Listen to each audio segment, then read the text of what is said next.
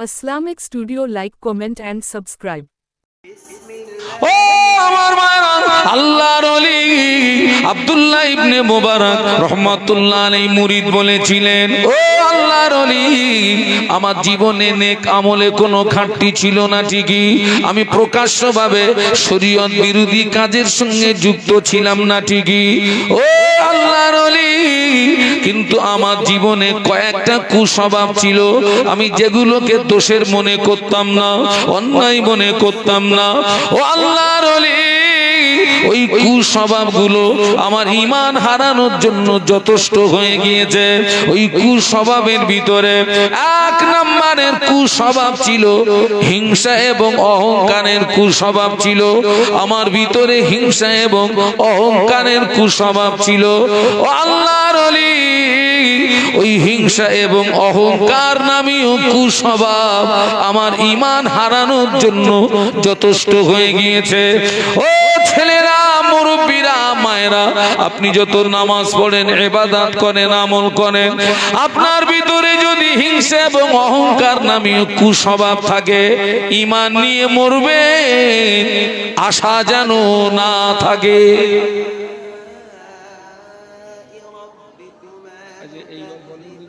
আমাদের মধ্যে আসে না নেই?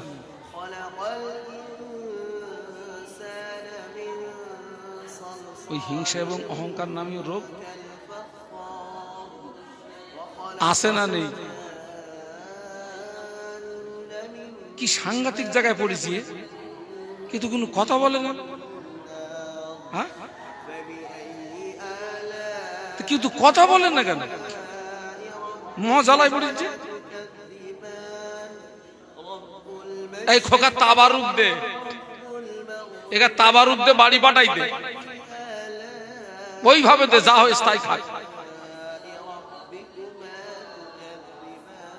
হিংসা এবং অহংকার আমরা যেগুলোকে মামুলি ব্যাপার মনে করি। আমি যে গাড়িটা চেপে এসছি, আমার ওই গাড়িটার দাম ইন টোটালে 15 লক্ষ টাকা। ওই 15 লক্ষ টাকার গাড়ির ভলপিনের দাম কত হতে পারে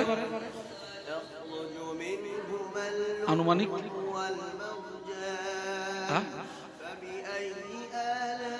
50 টাকা। আচ্ছা ঠিক আছে, তাই ওই 50 টাকা দামের ওই ভলপিনটা যদি খুলে নেই, আমি যে উদ্দেশ্যে গাড়ি কিনেছিলাম উদ্দেশ্যটা সফল হবে। একটা সাইকেলের দাম কত? 5000। ভলপিনের দাম 50 পয়সা দিলে, এখন 50 পয়সা দিলে এখন যে মারবে, যে 1 টাকা দিতে হবে, তাও আবার ছোট টাকা দিলে নেবে না, ও মারবে বড় টাকা। ওই 1 টাকা দামের ওই ভলপিন যদি 5000 টাকা সাইকেল থেকে খুলে নেই, ঘোড়ার ডিম চলবেও। আপনাদেরও কিছু ইবাদত আছে, আমারও কিছু আছে, কিন্তু খবরলে দেখা যাচ্ছে অধিকাংশ সব কি খোলা বলুন তো?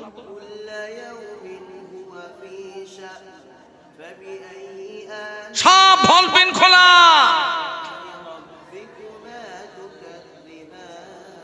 আল্লাহ নবী 1500 বছর আগে নূরের জবানে বলেছিলেন, ইন্নাল হাসাদা লিয়াকুলুল হাসানাতি কামা তাকুলুন নারুল হাতাবা, ও কামা ক্বালা আলাইহিস সালাম। আল্লাহ নবী বললেন, আগুন যেমন শুকনো কাঠকে খেয়ে ছাই করে দেয়, আগুন যেমন শুকনো কাঠকে খেয়ে ভস্ম করে দেয়, ওই রকম হিংসা মানুষের জীবনের আমলগুলোকে বরবাদ করে দেয়। আপনি জীবনে প্রচুর নামাজ পড়েছেন, রোজা রেখেছেন, হজ করেছেন, যাকাত দিয়েছেন, তাসবিহ তেলাওয়াত করেছেন, পাহাড় সমান আমল করেছেন, ওই পাহাড় সমান আমলের নিচে হিংসার আগুন যদি একটু লাগিয়ে দেয়, ওই আমলগুলো ছাই হয়ে যায়। ওই পাহাড় সমান আমলের নিচে অহংকারের আগুন যদি একটু লাগিয়ে দেওয়া হয়, টোটাল আমলগুলো বরবাদ হয়ে যায়। আমার কথা বুঝতে পারছেন নাকি? এই জায়গাটার নাম হচ্ছে খোড়গাছি। আপনাদের দায়িত্ব হচ্ছে এই গ্রামের যত গাছ, ওই গাছগুলোরে কেটে এক জায়গায় জড়ো করে দেবেন। শুকনো হয়ে গেলে আমার সংবাদ দেবেন। আমি বিরামনগর থেকে একটা দেশলাই কিনে আনবো, একটা দেশলাই থেকে একটা কাঁটি বার করবো। একটা কাঁটির মাথার বারুদ কি ওজনে আসবে? না। ওই একটা কাঁটির বারুদের আগুন ওই শুকনো কাঠের নিচে যদি একটু টাচ করা হয়, টোটাল খড়গাছির গাছ, ঘর বাড়ি পুড়িয়ে ছাই করার ক্ষমতা রাখে না? রাখে না? ততই বছর আপনি জীবনে প্রচুর আমল করেছেন, এই আমলের নিচে যদি একটু হিংসার আগুন লাগিয়ে দেওয়া হয়, শেষ। ওই আমলের নিচে যদি একটু অহংকারের আগুন লাগিয়ে দেওয়া হয়, শেষ। আল্লাহ নবী 1000 বছর আগে নূরের জবানে বলে গেলেন, লা ইয়াদখুলুল জান্নাহ মান কানা ফি কলবিহি মিসকালু যাররাতিন মিন কিবরি আও কামা ক্বালা আলাইহিস সালাম। আল্লাহ নবী বললেন, লা ইয়াদখুলুল জান্নাহ, ওই ব্যক্তি জান্নাতে যাবে না যার ভিতরে যাররা পরিমাণে অহংকার থাকবে। আল্লাহর কোন বান্দা, আল্লাহর কোন বান্দির ভিতরে যাররা পরিমাণে যদি অহংকার থাকে, যাররার ব্যাখ্যা দিতে গিয়ে তফসীর কারকরা ব্যাখ্যা দিয়েছে, জমিন দিয়ে যে ছোট্ট পিপিলিকা চলে, ওই পিপিলিকার মাথাকে যাররা বলা হয়। আল্লাহর কোন বান্দা, আল্লাহর কোন বান্দির ভিতরে অতটুকু পরিমাণে অহংকার যদি জায়গা পায়, আল্লাহ নবী বললেন, লা ইয়াদখুলুল জান্নাহ, ওই ব্যক্তিটা জান্নাতে যাবে না। ভাই ধরা পড়বো না? পড়বো না? আপনাদের আগে আমরা আগে। যার ভিতরে যাররা পরিমাণে কি থাকবে?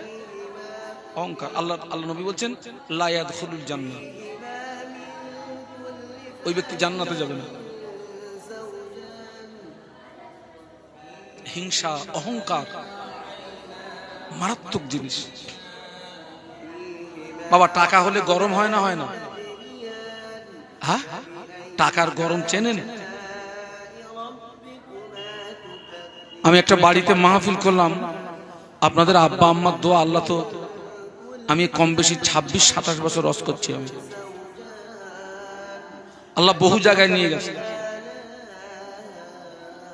একটা বাড়িতে মাহফিল করলাম, যে বাড়িতে আমার বসার জায়গা দিল, ওই বাড়িটা তৈরি করতে খরচ হয়েছে 2.5 কোটি টাকা। কম বেশি এখান থেকে 15 বছর আগের কথা বলছি। 15 বছর আগে ঘরটা তৈরি করতে খরচ হয়েছে কত বলেছি? 2.5 কোটি। একটা ছেলে, বাড়িটা 3 তলা বাড়ি, আর ওই 3 তলা বাড়ির মাঝখানে একটা পার্ক আছে। পার্কে যা যা থাকার দরকার সেগুলো আছে। আর একটা জিনিস আছে, ওই পার্কের ভিতরে ছোট্ট একটা পুকুর আছে, সানের পুকুর। আর ওই 3 তলার থেকে সুড়ঙ্গ নামানো ওই সানের পুকুরে। আর ওই পুকুরে ওই বাসের টিউতে পাম্প দিয়ে ওই টিউ ফেলা আছে। তাই আমি বাড়িওয়ালার জিজ্ঞাসা করলাম, ভাইজান এটা কি? বলছে, আমার ছেলে আর বৌমা খেলা করবে, ওই 3 তলার থেকে দুটো সরাত করে নিচে পড়বে। ওই যেরকম একটুখানি আগে তোরা সব কি লাগাইছিস, আমি যখন আসতেছি তখন থেকে একটা মদ্দা লোক নাচতেছে। কোন বাচ্চা না বলো, বাচ্চার বাপ, বাচ্চার বাপ নাচতেছে। এরপর দেখবি বাচ্চার মাও নাচতেছে ওই জাম্পিং।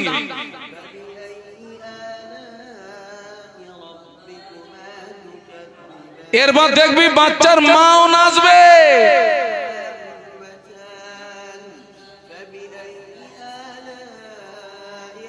আল্লাহু আকবার। টাকার একটা অহংকার থাকে, সম্পত্তির একটা অহংকার থাকে, গরম থাকে। কিন্তু আমি তাদেরকে বলি, তুমি কি একটা ফড়ার টাকা এক জায়গায় করতে পেরেছো? ফড়া ফড়া। আমি চেন্নাই অ্যাপোলো হসপিটালে গেছি, আমি ভেলোরে গেছি, সিএমসি খ্রিস্টান মেডিকেল কলেজ ভেলোর, গ্যাস্ট্রোলজি ডিপার্টমেন্টের number one hospital Hyderabad, Asia মহাদেশের ভিতরে নাম্বার ওয়ান হসপিটাল গ্যাস্ট্রোলজি ডিপার্টমেন্টের। আমি কয়েকবার গেছি, সেখানে গিয়ে দেখেছি এমন কঠিন কঠিন রোগে আক্রান্ত, আল্লাহ তাদের এত টাকা দিয়েছে। কোন ডাক্তার যদি বলে যে 2-10 গাড়ি টাকা দিলে তুই রোগ থেকে মুক্তি পেয়ে যাবি, ও 2-10 গাড়ি কেন, ও 100 গাড়ি টাকা দিয়ে দেবে, ক্ষমতা আছে। কিন্তু ডাক্তার বলে দিয়েছে ইয়ার বলুন বলুন হবে না, ইয়ার হবে না। বিগত 27শে অঘ্রাণ আমার মাহফিল ছিল বাগজোলা কীর্তিপুর মাঠপাড়া, যে বাড়িতে আমার বসার জায়গা, বাড়িওয়ালার আপনার ক্যান্সার হয়ে গেছে।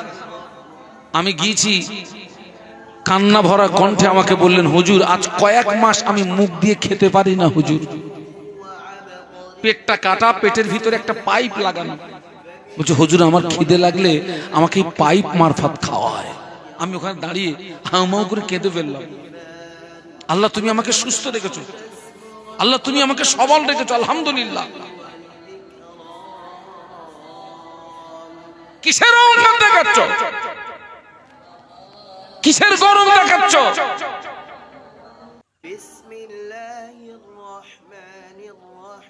আল্লাহ পাক কোরআন শরীফের ভিতরে বললেন, ইয়া আইয়ুহাল্লাযীনা আমানু লা ইয়াসখারা কওমুম মিন কওমিন আসা আইয়াকুন খায়রাম মিনহুম।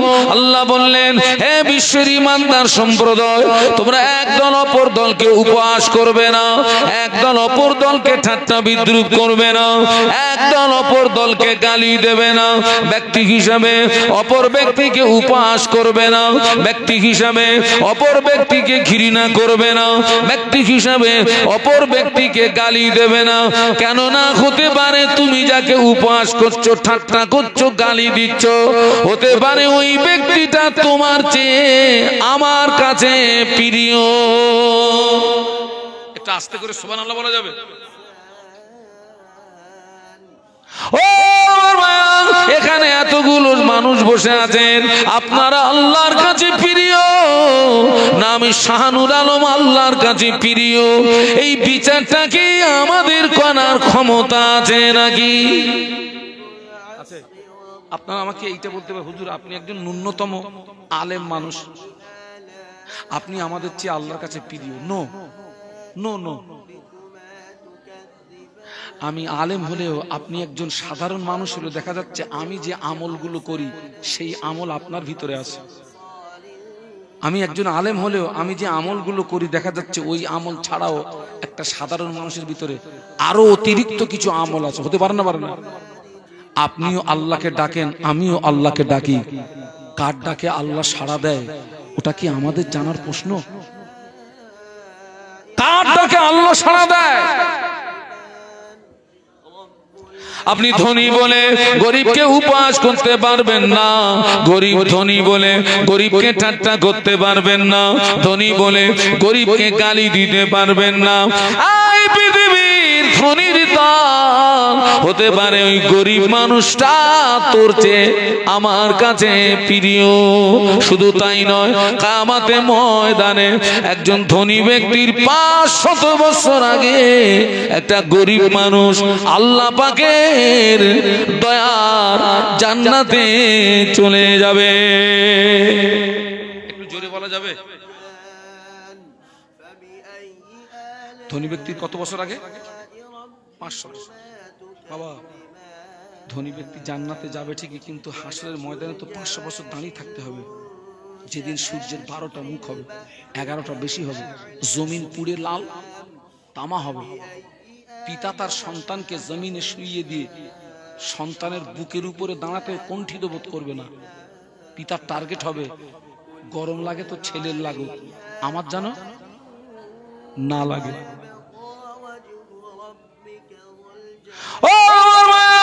বর্তমান যুগ সন্ধি করে কোন গরিব যদি অপরাধ করে গরিবের অপরাধের সাজা হয়, কোন গরিব যদি অপরাধ করে তার অপরাধের শাস্তি হয়, কোন গরিব যদি অভাবে তাড়না কানোর বাগানের এক কাঁদি কলা চুরি করে মার ফরজ হয়। আর ধনী ব্যক্তি শিক্ষিত ব্যক্তি ঠান্ডা ঘরের ভিতরে বসে কলমের খোঁচায় জনগণের কোটি কোটি টাকা তসরুপ করে, ওখানে কি বিচার হয় নাকি?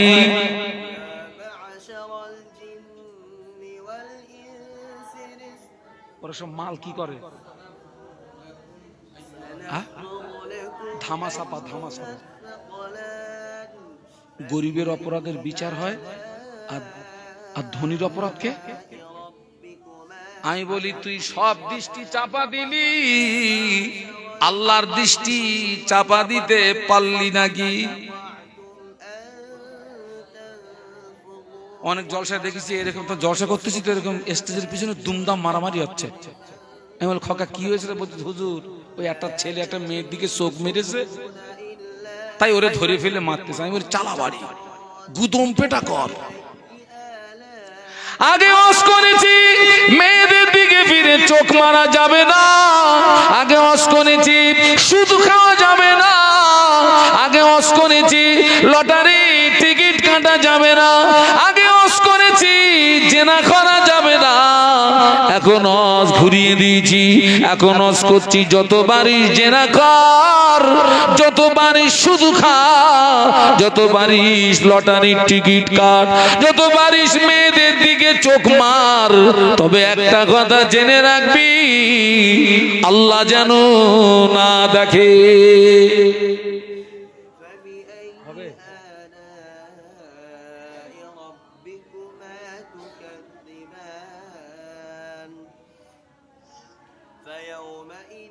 এই যে গরিবদের কোনো দাম নেই, এটা কিন্তু শুধু এই জমানা থেকে না বাবা, এটা হচ্ছে নবীর জমানা থেকে। আল্লাহ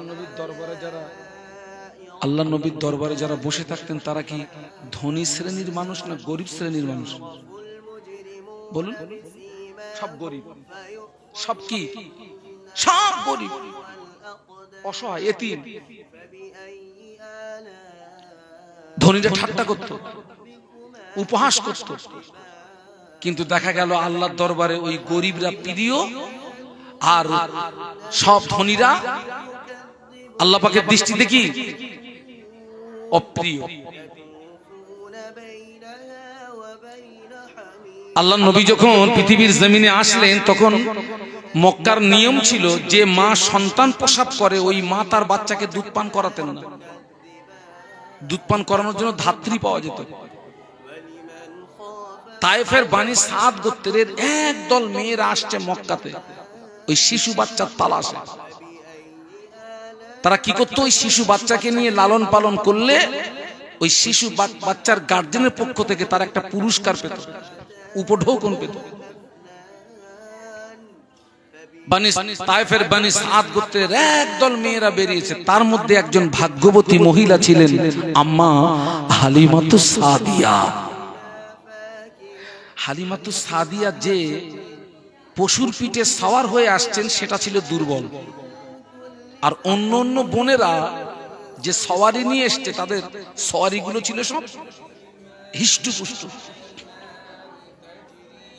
দেখতে পাওয়া গেল অন্য মহিলারা আগে আগে মক্কা এসে পৌঁছে গেল। আম্মা হালিমাতুস সাদিয়ার সওয়ারিটা দুর্বল বলে তিনি একটু লেটে পৌঁছেছেন, আর আম্মা হালিমাতুস সাদিয়া শারীরিক দিক দিয়ে ছিলেন হালকা পাতলা। যারা আগে পৌঁছালো যে মহিলারা, তারা ধনী লোকদের বাচ্চাগুলোকে আপনার ক্যাপচার করলো। আমার নবী এতিম বলে, গরিব বলে আমার নবীকে কেউ নেয় না, কারণ এই বাচ্চাটাকে লালন পালন করলে এর গার্জেনের কাছ থেকে তেমন কিছু পাওয়া যাবে না। আর হালিমাতুস সাদিয়া শারীরিক দিক দিয়ে হালকা পাতলা বলে ধনী লোকদের বাচ্চাও দিচ্ছে না, যে এই মহিলাকে দিলে এই মহিলা আমার বাচ্চাকে পর্যাপ্ত পরিমাণে খাদ্য দিতে পারবে না। দেখা গেল এতিম মুহাম্মদ ছাড়া সাল্লাল্লাহু আলাইহি ওয়াসাল্লাম আর সব বাচ্চাগুলোকে অন্য অন্য মহিলারা নিয়ে নিয়েছে, ওরা নিয়ে আগে বাড়ির দিকে রওনা হয়েছে। হালিমাতু সাদিয়ার সঙ্গে ছিলেন ওনার স্বামী। স্বামী স্ত্রী পরামর্শ করছেন, আমরা একেবারে খালি হাতে ফিরে না গিয়ে, যে এতিম মুহাম্মদকে কেউ নিল না, এই এতিম মুহাম্মদকে আমরা গ্রহণ করি। আল্লাহর যদি দয়া হয়, হয়তো এই এতিম মুহাম্মদের ভিতরে আল্লাহ আমাদের জন্য রহমত আর বরকত লুকিয়ে রেখেছেন। একটু জোরে বল না ভাই। আম্মা জান হালিমাতু সাদিয়া বর্ণনা করেন, আমি হালিমা এতিম মুহাম্মাদের ঘরের ভিতরে যেই না প্রবেশ করেছি, আমার যেন মনে হলো আসমানের চাঁদ আমার কোলে ধরা দিয়েছে। সুবহানাল্লাহ। ও আমার মায়েরা, আম্মা জান হালিমাতু সাদিয়া রাদিয়াল্লাহু তাআলা আনহা বলেন, আমি এতিম মুহাম্মদকে আমার কোলে তুলে নিয়ে আমার দুর্বল কাদার পিঠে যেই না তুলে দিয়েছি, এতিম মুহাম্মদের সংস্পর্শে আমার দুর্বল কাদাটা সবল হয়ে গেল। যারা আগে আগে যাচ্ছিল, আমার কাদা ওদের কাদাকে ওভারটেক করলো, আমার সওয়ারি ওদের সওয়ারিকে ওভারটেক করলো। ওরা পিছনে তাকিয়ে বলে, ও বুবু হালিমা, এ কি তোর সেই গাদা? বলে হ্যাঁ সেই গাদা।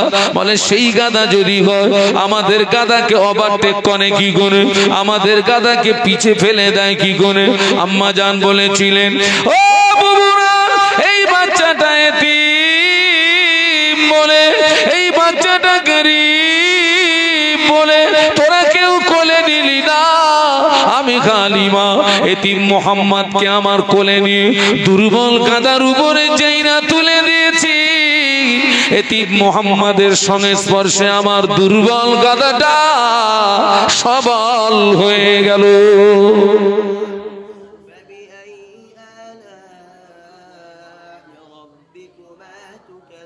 কোন কথা বোঝানোর জন্য এখানে এসেছি? তুমি ধনী বলে গরিবকে কি ঠাট্টা করো না। হতে পারে ওই গরিব মানুষটা তোমার চেয়ে আল্লাহর কাছে প্রিয়, আর যে আল্লাহর কাছে প্রিয় দাম বেশি তার। একটু দরুদ শরীফ আল্লাহুম্মা, একটু জোরে জোরে একটু আওয়াজ দেন না। আল্লাহ রে একটু আওয়াজ দেন। মাওলানা মুহাম্মদ।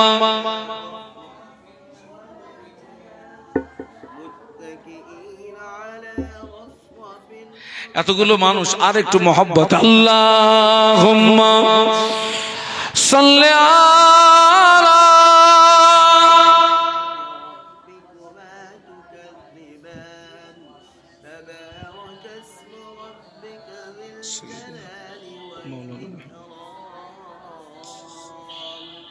इन हवाओं से कह दो ना आए इधर, मुझको खुशबू की कोई जरूरत नहीं, जिनकी खुशबू से महका है सारा जहां, खुशबू मदीने में मौजूद है। अल्लाहुम्मा पढ़ो बाबा।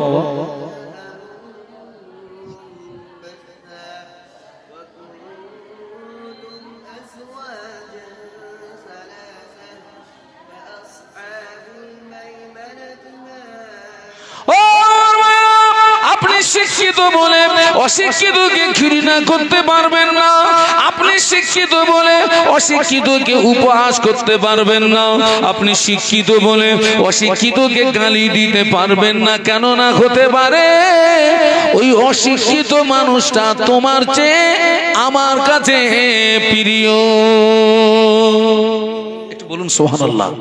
তুমি গাদা গাদা জ্ঞান অর্জন করেছো, কিন্তু এখন আল্লাহ হাসিল করতে পারোনি। আরো আকাট মূর্খ আল্লাহ হাসিল করে ফেলেছে। দাম বেশি কার? কার দাম? আকাট মূর্খর দাম। আপনার চামড়া সাদা বলে কালো চামড়ার লোকটাকে ঘৃণা করতে পারবেন না। আপনার চামড়া সাদা বলে কালো চামড়ার লোকটাকে উপহাস করতে পারবেন না।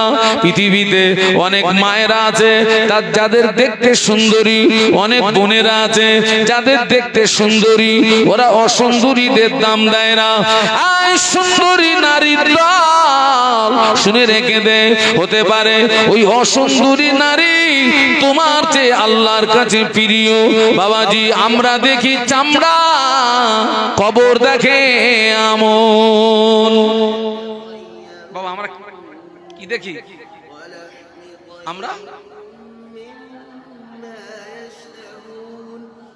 আমরা দেখি চামড়া, কবর দেখে আমল। বাবাজি, এ চামড়া তো পোকায় খাবে। কিসে খাবে?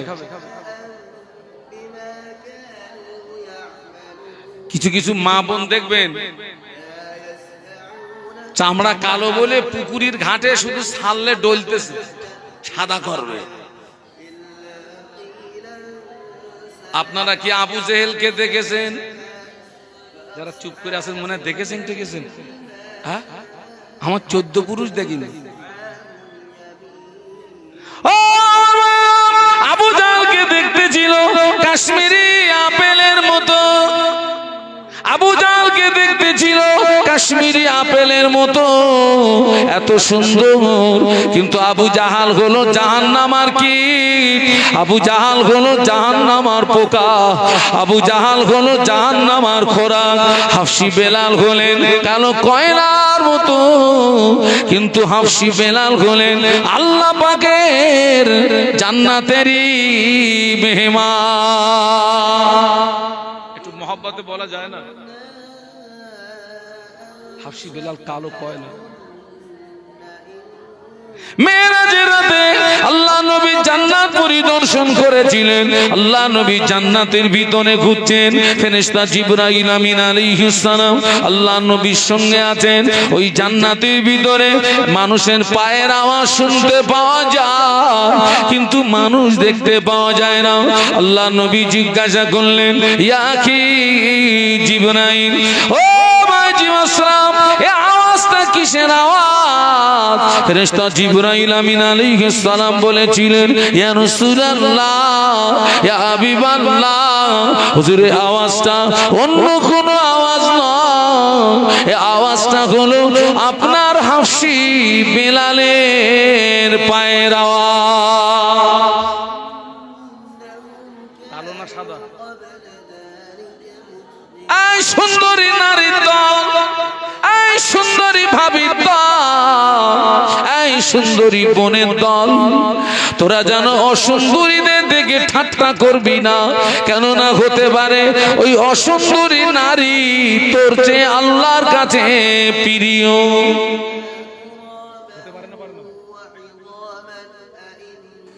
এই মাইকের রেঞ্জের ভিতরে যত কবরবাসী,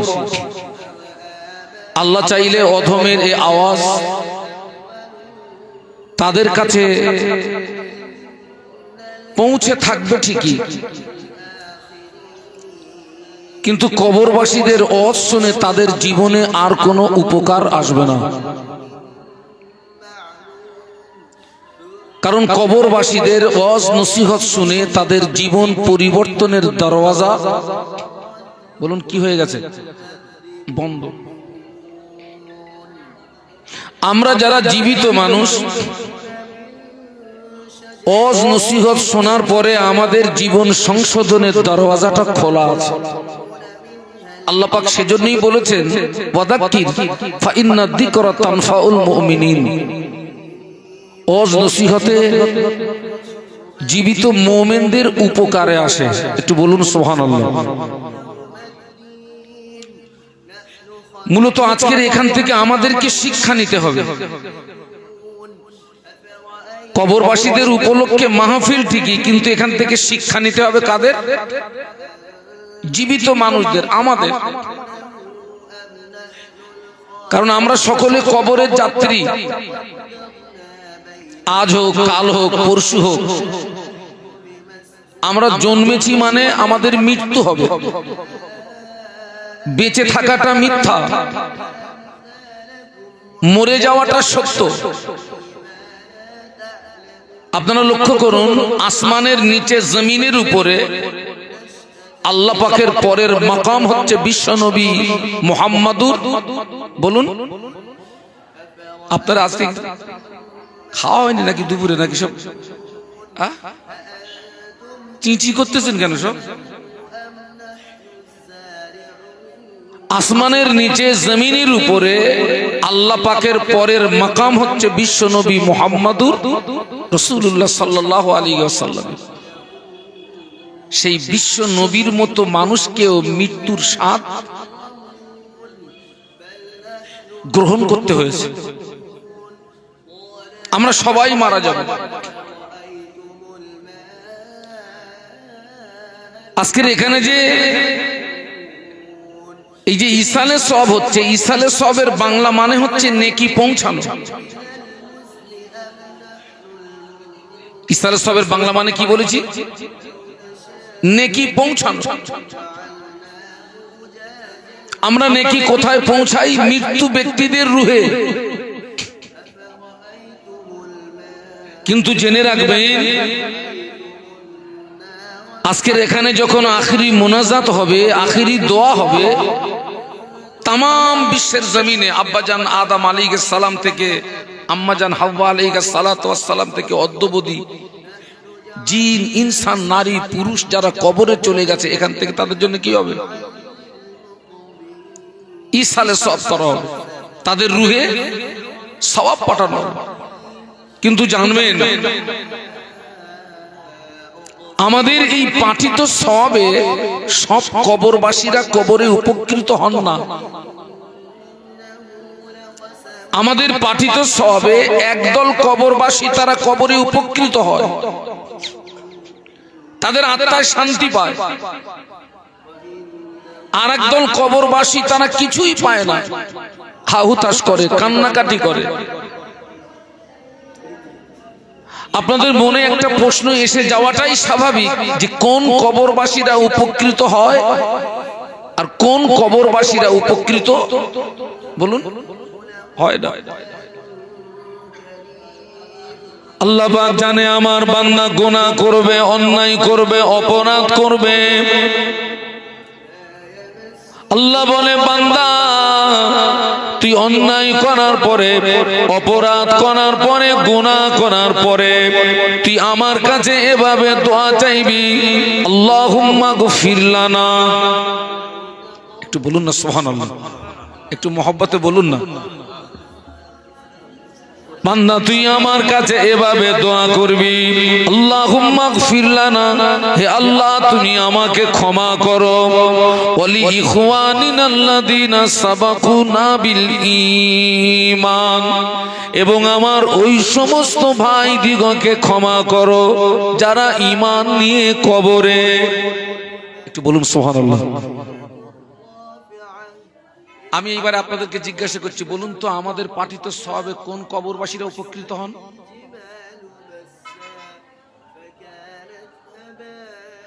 বাহ বাহ বাহ।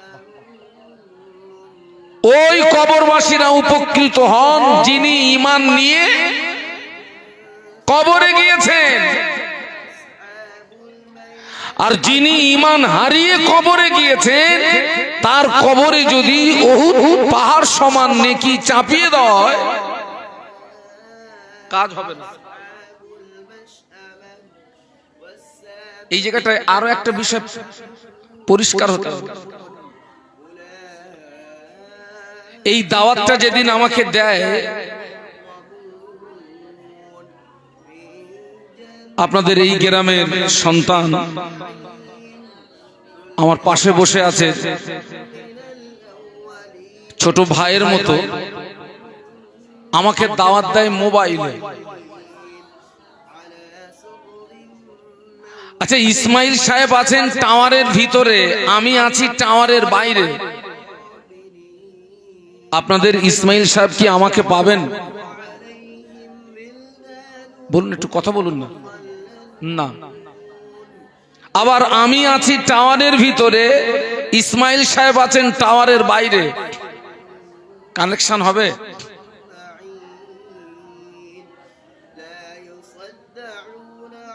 নিশ্চয়ই কানেকশন হবে না। এখানে শর্ত কি? ইসমাইল সাহেবের কাছে যেমন মোবাইল, আমার কাছেও তেমন মোবাইল।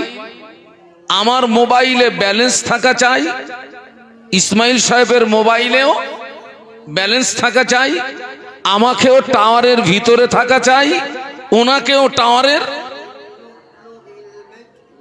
তবেই তো কানেকশনটা হবে। এখন আমরা কিন্তু এখানে যারা এসছি জীবিত মানুষ, আমরা মৃত্যু ব্যক্তিদের জন্য ওকালতি করতে এসছি। ভাই মাইকটা তো ঠিক ছিল, আবার কি করলি ভাই? আমরা যারা জীবিত মানুষ এখানে এসছি মৃত্যু ব্যক্তিদের জন্য ওকালতি করতে। যে কবরবাসীদের জন্য ওকালতি করতে এসছি, তিনি যদি ঈমান নিয়ে কবরে গিয়ে থাকেন, আর আমি তার জন্য ওকালতি করতে এসছি, আমি যদি ঈমানওয়ালা হই তবেই ওই কানেকশনে কাজ হবে। একটু সুবহানাল্লাহ বলা যাবে? এখানে আরো একটা বিষয় পরিষ্কার হওয়া যায়। আমাদের সমাজে কিছু মানুষ বলে যে মৃত্যু ব্যক্তিদের জন্য কিছু করলে তারা পায় না, কিন্তু মৃত্যু ব্যক্তিদের জন্য দোয়া করতে হবে, ক্ষমা চাইতে হবে, খোদ আল্লাহর কোরআন আমাদেরকে শিখিয়েছে। একটু সুবহানাল্লাহ বলবেন না? তাহলে আমরা কি মৌলবীর কথা নেব না কোরআনের কথা নেব? এটা আল্লাহ পরিষ্কার বলছে, আল্লাহুম্মা গফির লানা ওয়া লিইখওয়ানিনা আল্লাযীনা সাবাকুনা বিল ঈমান। হে আল্লাহ, তুমি আমাকে ক্ষমা করো আর আমার ওই সমস্ত ভাইদেরকে ক্ষমা করো যারা ঈমান নিয়ে কবরে। একটু বলুন সুবহানাল্লাহ। যিনি ঈমান নিয়ে কবরে চলে গিয়েছেন, ওই ব্যক্তিটার কি ঈমান হারানোর আর ভয় আছে নাকি? একটু কথা বলতে হবে আমার সঙ্গে। না, ঈমান হারানোর ভয় আমাদের। আল্লাহ নবী বললেন, আখিরি জামানা আমার একদল উম্মতি সকালবেলা ঈমান আনবে, সন্ধ্যাবেলা কাফের হয়ে যাবে। সন্ধ্যাবেলা ঈমান আনবে, সকালবেলা কাফের হয়ে যাবে। আল্লাহ নবী বললেন, ইসবির রাজুলু মুমিনান ওয়া ইমসি কাফিরা ওয়া ইমসি মুমিনান ওয়া ইসবিউ কাফিরা। আল্লাহ নবী বললেন, আখিরি জামানা আমার একদল উম্মতি সকালবেলা ঈমান আনবে, সন্ধ্যাবেলা কাফের হয়ে যাবে। আবার সন্ধ্যাবেলা ঈমান আনবে, সকালবেলা কাফের হয়ে যাবে। আল্লাহ নবী বলেছিলেন, ও সাহাবীরা, আখিরি জামানা হাতের তালুতে আগুন রাখা যত না কষ্ট হবে, আমি আল্লাহ নবী বলছি তার চেয়ে আরো বেশি কষ্ট হবে ঈমান নিয়ে বেঁচে থাকা।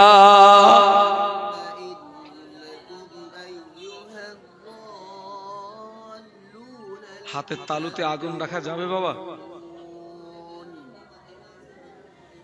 অসম্ভব। আল্লাহ রাসূল বলেছেন তার চেয়ে আরো বেশি কষ্ট হবে কি নিয়ে বাঁচা?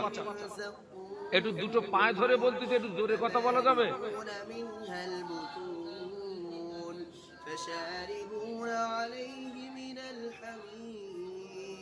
ঈমান যদি ঠিক থাকে, নামাজের দাম আছে, রোজার দাম আছে, হজের দাম আছে, দান খয়রাতের দাম আছে, তাসবিহ তেলাওয়াতের দাম আছে, জিকির আজকার মুরাকাবা মুশাহাদার দাম আছে।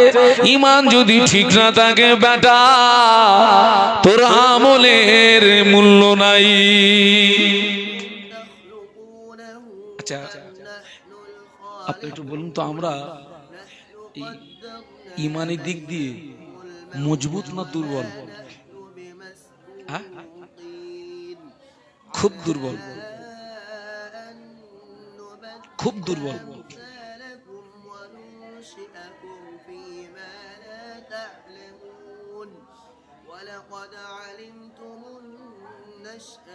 ঈমান, ঈমানের বাংলা মানে হচ্ছে বিশ্বাস। বাংলা মানে কি বলেছি? বিশ্বাস। আমার দৃষ্টিতে এখন অধিকাংশ মানুষ আমাদের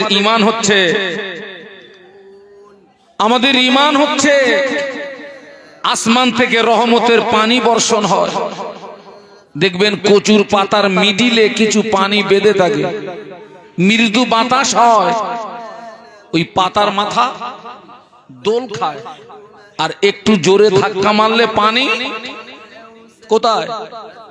খানা খানা। অধিকাংশ মানুষ আমাদের ঈমানের অবস্থা এইরকম।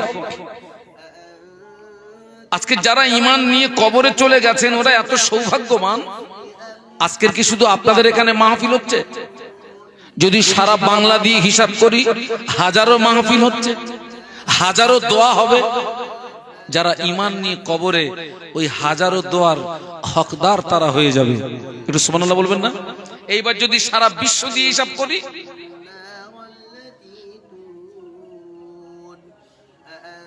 ওয়াজ মাহফিল বেশি হয় পশ্চিম বাংলা, বাংলাদেশ, আর যে সমস্ত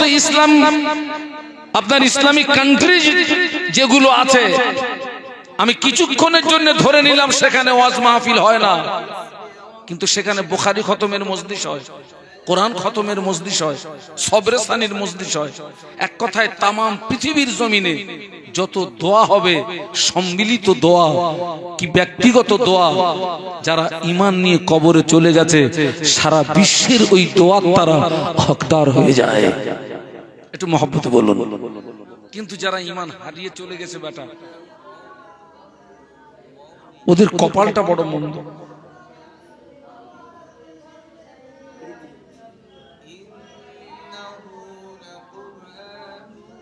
আজকে আমরা যারা এখানে এসেছি আমাদের কোন হালাতে মৌত হবে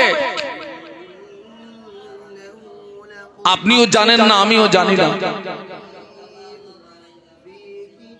কোন হালাতে মৌত হবে আমার?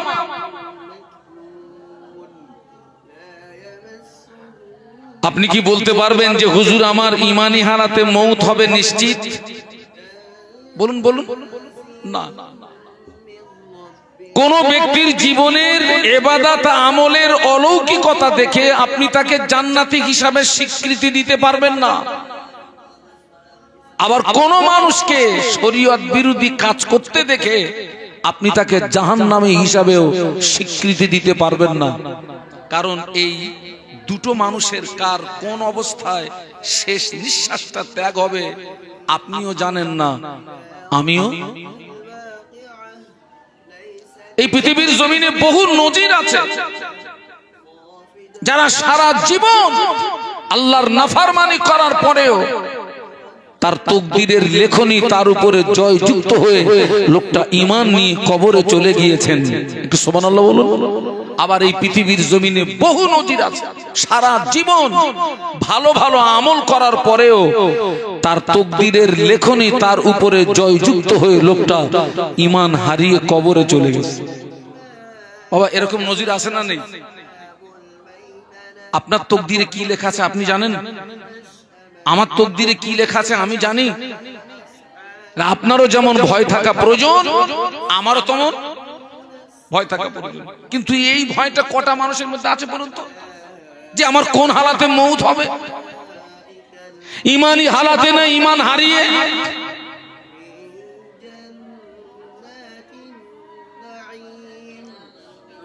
ও আল্লাহর ওলি হযরত আব্দুল্লাহ ইবনে মুবারক রাহমাতুল্লাহ আলাইহি, আল্লাহর ওলি আব্দুল্লাহ ইবনে মুবারক রাহমাতুল্লাহ আলাইহি, যিনি ছিলেন একজন হাদিস বিশারদ পণ্ডিত। আব্দুল্লাহ ইবনে মুবারক রাহমাতুল্লাহ যিনি ছিলেন একজন হাদিস বিশারদ পণ্ডিত, যিনি মানুষদেরকে মুরিদ করাতেন। কি করাতেন? মুরিদ। তো ওনার মুরিদের ভিতরে কোন এক মুরিদের মুমূর্ষ পরিস্থিতির খবর ওনার কাছে গিয়ে পৌঁছেছে। তো আল্লাহর ওলি উনি সেই মুরিদকে দেখতে এসেছেন। আরে ভাই ইসমাইলের সঙ্গে আমার একটা সুসম্পর্ক আছে, আল্লাহ না করুক ওর যদি কোনো দুঃসংবাদ আমার কাছে পৌঁছায় আমার নৈতিক দায়িত্ব কি? দেখতে আসে। আবার আল্লাহ না করুক আমার পক্ষ থেকে যদি কোনো দুঃসংবাদ ওর কাছে পৌঁছায়, ওর দায়িত্ব কি? আমাকে দেখতে যাওয়া। তো আল্লাহর ওলি আব্দুল্লাহ ইবনে মুবারক রহমাতুল্লাহ আলাইহি ওনার মুরিদের ভিতরে কোন একজন মুরিদের মুমূর্ষ পরিস্থিতির খবর ওনার কাছে এসে পৌঁছেছে। তো হুজুর সেই মুরিদকে দেখতে গেছেন, গিয়ে দেখে আপনার ওই মুরিদের গলার কাছে ঘর ঘর ঘর ঘর ঘর ঘর করে আওয়াজ হচ্ছে। আপনারা দেখবেন অনেক মুমূর্ষ ব্যক্তির গলার কাছে এরকম ঘর ঘর করে আওয়াজ হয়। শুনলে মনে হবে লোকটার বুকে মনে হয় প্রচুর সর্দি জমে আছে। আসলে ওটা কিন্তু সর্দি না বাবা, ওটাই হচ্ছে মৃত্যু যাতনা, ওটাই হচ্ছে মৃত্যু কষ্ট। এই মৃত্যু কষ্ট, মৃত্যু যাতনা কারো দীর্ঘদিন থাকে, কারো 2-1 ঘন্টা থাকে, কারোর কয়েক মিনিট থাকে। তবে এই মৃত্যু যাতনা পৃথিবীর কোন ডাক্তারের ওষুধে আর কোন কবিরাজের চিকিৎসায় এই মৃত্যু যাতনা থেকে কেউ লাঘব পেতে বলুন পারে না। আল্লাহর ওলি চিন্তা করছেন আমার মুরিদ কষ্ট পাচ্ছে, আমি কি করি? এই যে মুরিদটা মৃত্যুর দুয়ারে, এই মুরিদ সম্পর্কে শুনুন। এই মুরিদের জীবনে নেক আমলে কোনো ঘাটতি ছিল না। আবার ওই মুরিদ প্রকাশ্যভাবে কোন শরীয়ত বিরোধী কাজের সঙ্গে যুক্ত ছিলেন না। নেক আমলে ঘাটতি নেই, আবার প্রকাশ্য শরীয়ত বিরোধী কোন কাজের সঙ্গে যুক্ত নেই। সেই মুরিদটা মৃত্যুর দুয়ারে, মৃত্যুর যাতনায় কষ্ট পাচ্ছে। আল্লাহর ওলি চিন্তা করলেন আমি কি করি? উনি আল্লাহ নবীর একটা হাদিসের উপরে আমল করলেন। আল্লাহ নবী বললেন ইকরাউ আলা মাউতাকুম সূরাত ইয়াসিন। আল্লাহ নবী বললেন তোমরা মুমূর্ষ ব্যক্তি মাথার পাশে বসে বসে মৃদু আওয়াজে কোরআন শরীফের সূরা ইয়াসিন তেলাওয়াত করো। কেননা ওই সূরা ইয়াসিনের বারাকাতে, সূরা ইয়াসিনের ফজিলতে আল্লাহ পাক ওই ব্যক্তির মৃত্যু যাতনা থেকে লাঘব দান করবে। আল্লাহ নবী বলেছেন ইকরাউ আলা মাউতাকুম সূরাত ইয়াসিন। তোমরা মুমূর্ষ ব্যক্তির মাথার পাশে বসে বসে কি করো? কোরআন শরীফের সূরা ইয়াসিন তেলাওয়াত করো। কেন? ওই সূরা ইয়াসিনের বারাকাতে, ফজিলতে ওই ব্যক্তি মৃত্যু যাতনা থেকে আল্লাহ পাক ওকে লাঘব দান করবে। তো আল্লাহর ওলি মুরিদের মাথার পাশে বসে বসে কোরআন শরীফের সূরা ইয়াসিন শোনাচ্ছিলেন। মুরিদ বলছে হুজুর আপনি পড়বেন না, আমি শুনবো না। মুরিদ এই কথাটা বলা মানে আল্লাহর ওলি তো তাকে কোরআন শোনাচ্ছিলেন, আর এই কথাটা বলা মানে সে তো আল্লাহর কোরআনকে প্রত্যাখ্যান করছে, কোরআনকে ফিরিয়ে দিচ্ছে। তাহলে তার শেষ দিকের লক্ষণটা ভালো না খারাপ? বলুন বলুন, খারাপ। কিন্তু ওই লোকটার বিবরণ দিয়েছি, নেক আমলে কোনো ঘাটতি নেই, আবার প্রকাশ্য শরীয়ত বিরোধী কাজের সঙ্গে যুক্ত নেই। আল্লাহর ওলি খুব টেনশনে পড়ে গেলেন, আল্লাহ আমার মুরিদ এরকম হচ্ছে কেন? এর সম্পর্কে তো আমি খুব ভালো জানি। উনি তখন ওষুধটা পাল্টিয়ে দিলেন। আপনি কোনো একটা রোগ নিয়ে আপনি ডাক্তারের কাছে গিয়েছেন, ডাক্তার আপনার রোগ নির্ণয় করে ওষুধ দেয়। ওই ওষুধে কাজ না হলে নেক্সট বার আসলে ডাক্তার কি করে? আবার ওষুধটা পাল্টিয়ে দেয়।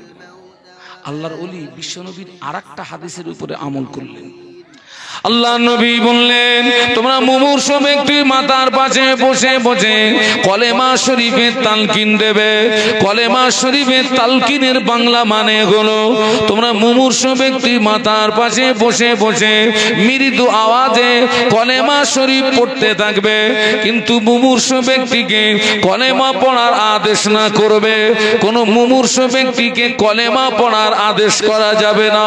তোমরা মুমূর্ষ ব্যক্তির মাথার সাহেব মাথার পাশে বসে মৃদু আওয়াজে কলেমা শরীফ পড়তে থাকবে।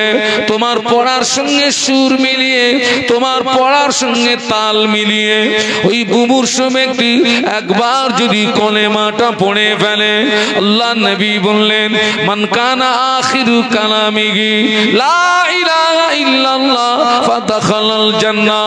আল্লাহ নবী বললেন, যার শেষ বাক্য হবে কলেমা, শেষ কথা হবে কলেমা, আমি আল্লাহ নবী বলছি ওই ব্যক্তিটার ঠিকানা হবে আল্লাহ পাকের দয়ার জান্নাত। কোন মুমূর্ষ ব্যক্তিকে কলেমা পড়ার আদেশ করা কেন যাবে না বলুন তো? মনে করুন আপনি যেই সময় আদেশ করছেন ওই সময় ওর মৃত্যু কষ্ট হচ্ছে, আর ওই কষ্টের কারণে ও যদি একবার বলে ফেলে না আমি পড়বো না, আর ওই অবস্থায় যদি মৌত হয়, মৌত হবে ঈমান হারিয়ে। তাই আল্লাহ রসুল বলেছেন, তুমি মুমূর্ষ ব্যক্তির মাথার পাশে বসে বসে তুমি কলেমা শরীফের তালকিন দেবে। ওর যদি নসিব ভালো হয়, তোমার পড়ার সঙ্গে সুর মিলিয়ে ও যদি একবার পড়ে ফেলে, যার শেষ বাক্য হবে কলেমা, আমি আল্লাহ রসুল বলছি তার ঠিকানা হবে আল্লাহ পাকের রহমতের দয়ার জান্নাত। মুরিদ, আল্লাহর ওলি মুরিদের মাথা পাশে বসে বসে কলেমা শরীফের তালকিন দিচ্ছিলেন। মুরিদ একটু ঝাঁঝালো মেজাজে বললেন, হুজুর আপনি পড়েন আর না পড়েন, আমি পড়ব না। কথাটা বলাও শেষ, ওনার মুরিদের ইন্তেকাল হয়ে গেল।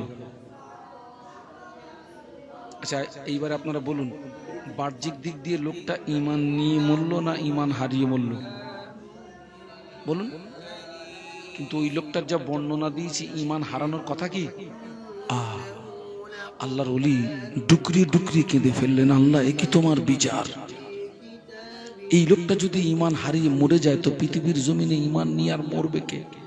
আল্লাহর ওলি ঘরের ভিতরে চলে গিয়ে দরজা জানালা বন্ধ করে ডুকরে ডুকরে কাঁদছেন। 40 দিন একাধারে শুধু অক্তে অক্তে নামাজ পড়েছেন আর কেঁদেছেন, অক্তে অক্তে নামাজ পড়েছেন, কেঁদেছেন। এর ভিতরে মুরিদের দাফান কাফান হয়ে গেছে। 40 দিন অতিবাহিত হয়ে গেল। আল্লাহর ওলি আব্দুল্লাহ ইবনে মুবারক রাহমাতুল্লাহ আলাইহি ঘুমিয়ে ঘুমিয়ে স্বপ্ন দেখে আল্লাহর ফেরেশতারা ওরা মুরিদকে জাহান্নামায় নিয়ে যাচ্ছে।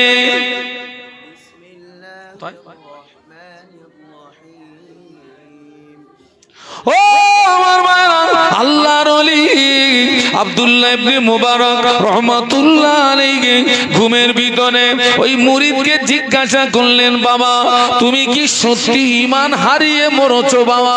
মুরিদ বললেন, হুজুর জি হ্যাঁ, আমি সত্যি ঈমান হারিয়েই মরেছি। পাগলামি ভালো হয়ে যাবে।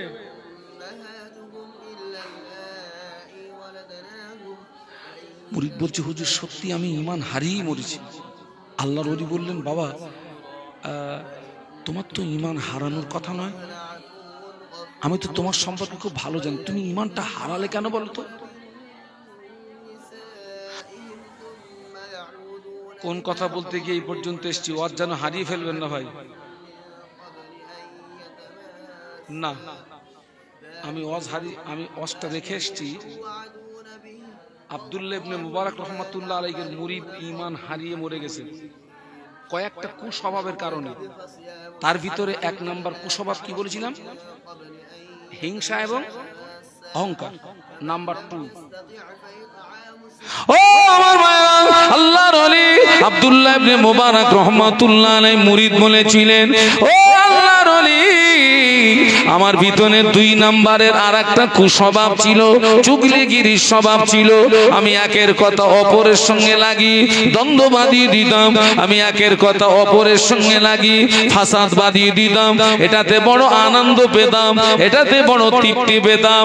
ও আল্লাহর ওলি ওই চুগলিগিরির স্বভাব আমার ঈমান হারানোর জন্য যথেষ্ট হয়ে গিয়েছে। তুমি যত নামাজ পড়ো, ইবাদত করো, আমল করো, তোমার ভিতরে ভিতরে যদি চুগলিগির স্বভাব থাকে, ঈমান নিয়ে মরবে, আশা যেন না থাকে। ওই চুগলিগির স্বভাব আমাদের ভিতরে আছে না নাই?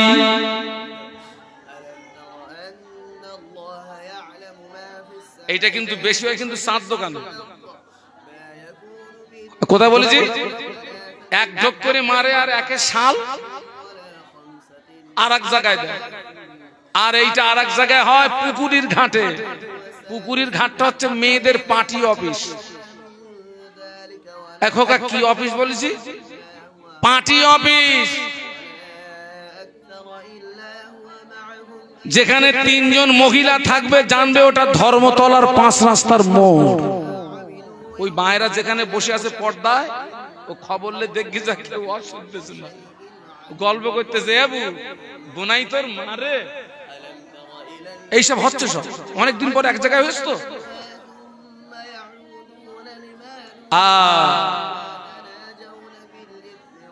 চুগলিগিরির স্বভাব, একজনের কথা আর একজনের সঙ্গে লাগিয়ে দ্বন্দ্ববাদী, ফাসাদ বাঁধিয়ে দেওয়া। এই শ্রেণী মানুষ আমার সমাজে আছে না নেই? আল্লাহ নবী বলেছেন, কোন ভাঙা মনকে কেউ যদি জোড়া লাগিয়ে দিতে পারে, তার মানে এনার সঙ্গে আমার দ্বন্দ্ব। আপনি 3 নাম্বার, আপনি যদি এই দুটো মনকে, ভাঙা মনকে যদি জোড়া লাগিয়ে দিতে পারে, আল্লাহ নবী বললেন আল্লাহ পাক ওই 3 নাম্বার ব্যক্তিটাকে বেহিসাব জান্নাত দিয়ে দেবে। একটু জোরে বল না। কিন্তু আমাদের সমাজে ভাঙা মনকে জোড়া লাগানোর লোক কম, ফাটল ধরানোর। একজনের বাড়ি আগুন লেগেছে ভাই রাতের বেলা। ও ভাই, আপনি কি রাগ করে চলে যাচ্ছেন? আল্লাহর কি যাস না ভাই? রাতের বেলা কি লেগেছে? আগুন লেগেছে। যার বাড়ি আগুন লাগে ভাই, ওর কিন্তু ব্রেনে কাজ করে না। যার বাড়ি আগুন লাগে, তুই পানি দে, ও তখন ওসব কথা, ও তখন বাইরে এসে শুধু চেঁচাচ্ছে, এই আমার বাড়ি আগুন লেগেছে, পানি দে, পানি দে, চেঁচাচ্ছে। আশেপাশে যত বাড়ি, সব বাড়িওয়ালা সব ঘুম ভেঙে গেছে। উঠে দেখে তখন দাউ দাউ করে জ্বলতেছে। কেউ কলসি, কেউ বালতি, কেউ বদনা নিয়ে কি করছে, পানি দিয়ে পানি দিয়ে পানি দিয়ে মোটামুটি আগুন নিয়ন্ত্রণে এসে গেছে। তখনও পর্যন্ত চেঁচামেচি হচ্ছে, অমুকের ঘরে আগুন লেগেছে, পানি মার। যে বাড়িটায় আগুন লেগেছে, ওর পাশের যে বাড়িটা, সেই লোকটা ছিল ভূমির দোষ, আর ওই লোকটা ছিল পেট্রোল ব্যবসায়ী। কিসের দোষ? ভূমির দোষ। আর কিসের ব্যবসায়ী? ওর ঘুম ভেঙেছে 2 ঘন্টা পর, তখন মোটামুটি আগুন নিয়ন্ত্রণে, কথা বলেন, এসে গেছে। ও তখন ঘুম থেকে উঠেছে, তখনও পর্যন্ত চেঁচামেচি হচ্ছে, আগুন লেগেছে, পানি মার। এখন ও ঘুমির ঘরে উঠে ঠিকঠাক না পেয়ে, ও যেখানে শুয়েছিল ওর পাশে সব পেট্রোলের ব্যারেল সাজানো, ও 2 হাতে 2 ব্যারেল নিয়েছে, বেশ কায়দা করে ছড়াচ্ছে। আচ্ছা, এই সারা গ্রামের লোক যা কামাই করেছে, ও এ যা করতেছে, ও কামাইয়ের দাম থাকবে? আর বলুন বলুন, কারো সংসারে যদি আগুন লাগে, কারোর ঘরে যদি আগুন লাগে, পায়ে ধরে বলে যাচ্ছি, পানি যদি না দিতে পারিস, বাড়ি বসে থাকবি। তবে পায়ে ধরে বলে যাচ্ছি, পেট্রোল যেন মারবি না। পানি দিতে হবে না, তুই বসে থাক, তবে তোর পায়ে ধরে বলি যেন কি। আমার সমাজে পানি মারার লোক বেশি না পেট্রোল মারার লোক? এনার সঙ্গে আমার দ্বন্দ্ব। আর ওই 3 নাম্বার ব্যক্তিকে আমিও ভালোবাসি, উনিও ভালোবাসেন। ও ভাই যদি এর কাছে যায়, আর আমি যদি দেখতে পাই ওরা দুটো যদি কথা বলে, আমার মনে কি হবে বলেন দিন? মনে হয় আমার দেখছে, এরকম হয় না? হয় না? মনে হয় আমার সত্যি সত্যি ও ভাই আমার দেশে খানিকটা কয়েক জায়গায় মিথ্যা বলা জায়েজ আছে। ও যখন আমার কাছে এসছে, ওকে যদি জিজ্ঞাসা করি ভাই ও আমার বিরুদ্ধে কি বলেছে, যদিও আমার নামে গালাগালি দেয় কি বাজে কথা বলে, ওইটা হজম করে ওনার পক্ষ থেকে আমার কাছে যদি একটা ভালো বার্তা পৌঁছে দেয়, এর নাম হলো আগুনে কি পানি মারা। আবার আমি ওনাকে একটা খারাপ কথা বলেছি, এনাকে ওনার সঙ্গে বলেছি, কিন্তু উনি ওটা হজম করে আমার পক্ষ থেকে একটা ভালো সংবাদ পৌঁছেছে, তবে ভাঙা মন জোড়া হবে। আর ওরা যদি জিজ্ঞাসা করি আমার কি বলেছে, বলতে হুজুর তোমার দেশে। আবার ওই যদি ওর কাছে যায়, যদি জিজ্ঞেস করে হুজুর কি বলেছে, বলতেছে তোমারও কায়দা করে দিয়েছে। এতে তো আরো ভাঙবে, এতে তো জড়া লাগবে না। এই যুবকেরা, ভাঙা মন যদি জোড়া লাগিয়ে দিতে পারি, কিয়ামতের ময়দানে আল্লাহ পাক তোকে বেসাব জান্নাত দিয়ে দেবে। একটু মহব্বতে বলুন না, একটু জোরে বলো না। ওরে একটা একটা বাড়ি খবরলে দেখবে যা, 5 জন সদস্য, 5 জন শ্বশুর আছে, শাশুড়ি আছে,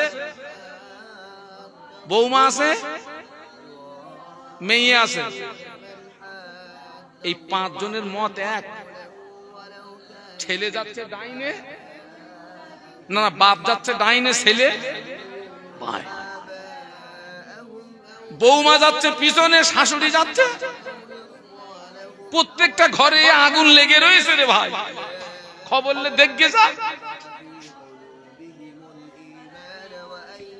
এই ভাঙা মনকে যদি কেউ জোড়া লাগিয়ে দিতে পারে, আল্লাহ পাক ওই ব্যক্তিকে বেহেশত জান্নাত দিয়ে দেবে। বলুন সুবহানাল্লাহ। আমি আর রস বাড়াতে পারবো না, আমার 11টায় টাইম আর এক জায়গায়। আমার এখানে থাকার কথা 8টা থেকে 10টা, কিন্তু এই যে আপনাদের ছেলে ইসমাইল, আলহামদুলিল্লাহ। তো আমি আপনাদেরকে বলে যাচ্ছি, এই পেট্রোল মারা স্বভাব যেন আমাদের না থাকে, চুগলিগিরি স্বভাব যেন না থাকে, হিংসা অহংকার যেন না থাকে। আল্লাহ আমাদেরকে তৌফিক দেন। বলুন আমিন, বলুন আমিন, বলুন আমিন। একটা কথা বলে যাচ্ছি, আখারপুর আল আমিন মাদ্রাসা ও এতিমখানার বাৎসরিক ইসালে সব আগামী 24 এবং 25 মাঘ, ইস্তারগুলো দিয়ে তো 24 এবং 25 মাঘ, 25 মাঘে জিকিরের মজলিস পরিচালনা করবেন আলহাজ হযরত মাওলানা ইয়াকুব আলী সাহেব হুজুর, এবং 25 মাঘ প্রধান অতিথি হিসাবে থাকবেন ফুরফুরা শরীফের পীরজাদা মাওলানা আলহাজ মাওলানা সানাউল্লাহ সিদ্দিকী ভাইজান হুজুর, তিনি থাকবেন। আরো এক ঝাঁক আমাদের আলহাজ হযরত মাওলানা জোনায়েদ হোসেন সাহেব সুলতানপুর, আলহাজ হযরত মাওলানা আমানুল্লাহ সাহেব ক্যানিং, আলহাজ হযরত হাফেজ মাওলানা মুফতি ইসমাইল সাহেব, যিনি এখন আমার পরে আসবেন যদুরাটি, এবং আমাদের ইসমাইল আমিনী সাহেব। আল্লাহ পাকের হুকুম থাকবে সব। আপনাদেরকে খাস দাওয়াত দিচ্ছি, যাবেন 24 এবং 25 মাঘ আখারপুর আল আমিন মাদ্রাসা এতিমখানার বাৎসরিক ইসালে সব মাহফিল। আপনাদেরকে খাস দাওয়াত দিয়ে গেলাম, পারলে আপনারা যাবেন। এবং সুখবর, এবছর একটা ছেলের মাথায়, একটি ছেলে এক বৈঠকে 30 পারা কোরআন শুনিয়েছে। বলুন আলহামদুলিল্লাহ। ওই ইসালে সবে 25 তারিখে তার মাথায় পাকড়ি দেওয়া হবে ইনশাআল্লাহ। সকলকে দাওয়াত করে গেলাম, আপনারা যাবেন। আর সকলের তাকবীর দেন তো, নারায়ে তাকবীর। একটু জোরে দে ভাই, এই দেখ এইবার একটু জোরে দে, নারায়ে তাকবীর। আলহাজ হাফেজ মাওলানা মুফতি ইসমাইল সাহেব, হাফেজ মাওলানা মুফতি ইসমাইল সাহেব, নারায়ে তাকবীর। আশেপাশে যারা আছেন সব মাহফিলে চলে আসেন। এ পর্যন্ত রাখলাম, ভাষাগত ভুল ত্রুটি ক্ষমা করবেন, দোয়া করবেন। আর আপনাদের কাছে একটা বিচার দিয়ে যাচ্ছি ভাই, এই ইসমাইল সাহেব আমার মাদ্রাসায় 10,000 টাকা দেবে বলল, ওই টাকা আমার কাছে দিল, দিয়ে আবার নেনেছে। এখন সে টাকা আর দিচ্ছে না, সে টাকা